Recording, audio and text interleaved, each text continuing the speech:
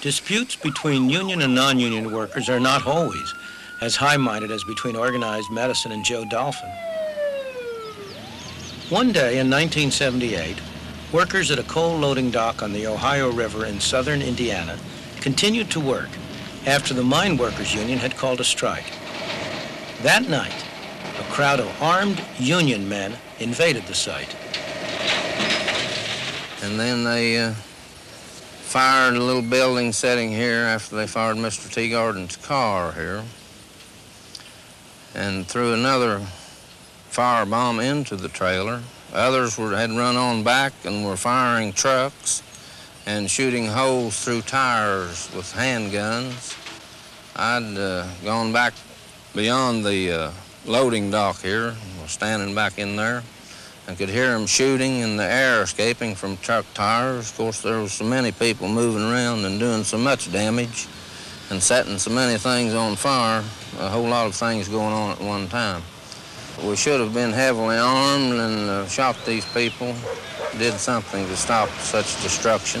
I wouldn't have believed that a rabble-rouser could have gathered together that many irresponsible people to come onto a person's property and do this kind of destruction until I'd finally seen it done.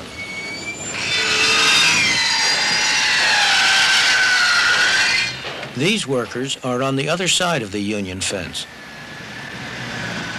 They're building 2 Social Security offices in Baltimore. On this government project, everyone's a union worker. They rely on their union to protect them against competition from non-union labor. But some local contractors see a very different side to a closed shop. We don't feel that anybody should be denied a choice, and we feel every man should have the choice if he wants to be unionized or not. Not legislative, not saying he must belong to a union. We feel when you tell a man he must belong to a union or he must do this or that, you're taking freedoms away from this man, the freedom of choice of this businessman here to choose me, to do business with me. All business needs this right to choose to do business with each other. And by the same token, our employees have the right to choose whether they want unionization or not. On this government site, authorized personnel only really means unionized personnel only.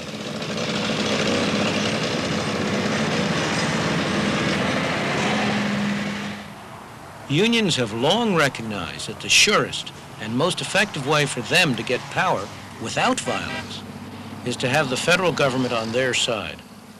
That's why so many strong unions have made it a point to locate their headquarters close to the source of power. The heads of the trade unions that cluster near Capitol Hill know this place very well. It is the room assigned to the Committee on Education and Labor of the House of Representatives, and it is where much of our labor legislation is discussed and shaped before presentation to Congress. I know rooms like this myself very well because I've often testified before congressional committees, and they all meet in rooms like this. Up there on the podium is where the members of the House or of the Senate sit. Of course, behind them there will be clustered a bunch of aides. As you know, there are something like 30 to 40 aides for every single member of the House and the Senate. And very often in one of these committee rooms, there'll be almost nothing but aides around. When I've sat in the bear pit over here, where the witnesses sit to testify, I've sometimes thought that maybe the whole thing was a show being conducted by and for the aides, with an occasional member of the House or senator dropping by to see what the show was all about. This is a room in which hearings were held on the most recent increase in the minimum wage, for example.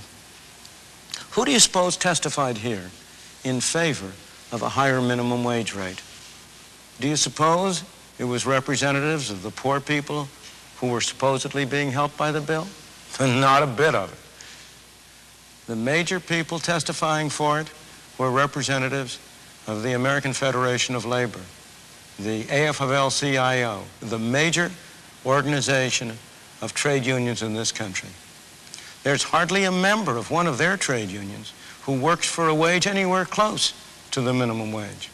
Despite all the rhetoric about helping the poor, They were in favor of a higher minimum wage for a very different reason, because it would protect the members of their unions from competition from the lower and lesser skilled people.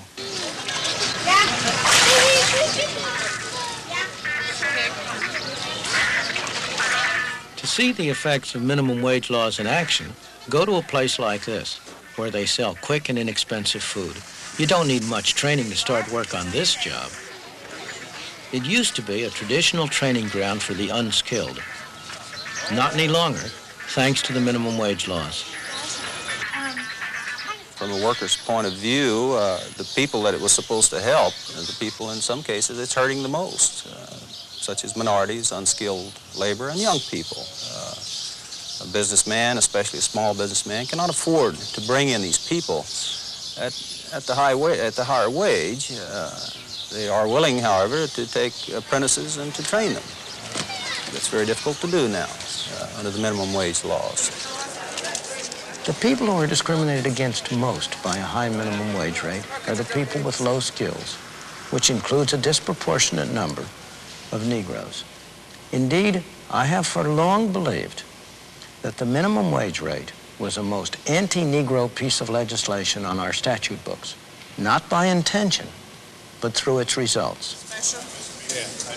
Well, I appreciate that. Thank you. 205, exactly. The more they get paid, the better people can live, whether they're paid in cash or in kind.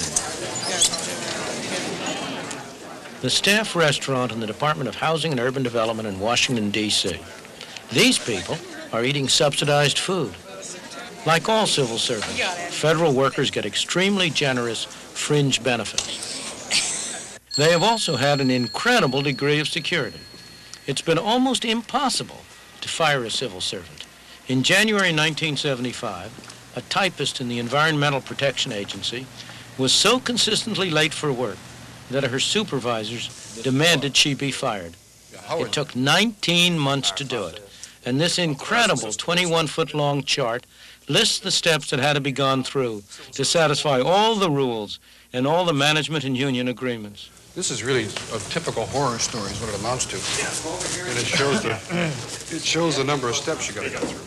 The process involved the girl's supervisor, his deputy director, his director of personnel operations, the agency's branch chief, an employee relations specialist, a second employee relations specialist, a special office of investigations, and the director of the Office of Investigations. This veritable telephone directory, need I add, was paid with taxpayers' money. Instead of having a system where the employees... Who could invent a better protected job than this one before it came to its end? We now have a time certain at which the decision has to be made within the agency. Half an hour's drive out of Washington, you come to Montgomery County, where many very senior civil servants live. It has the highest average family income of any county in the United States. Of the people who live here who are employed, 1 out of every 4 works for the federal government. Like all civil servants, they have job security, salaries linked to the cost of living, a fine retirement plan, also linked to the cost of living, and many manage to qualify for Social Security as well, becoming double dippers. Many of their neighbors are also here because of the federal government. Congressmen, lobbyists, top executives of corporations with government contracts. As government expands, so does this neighborhood.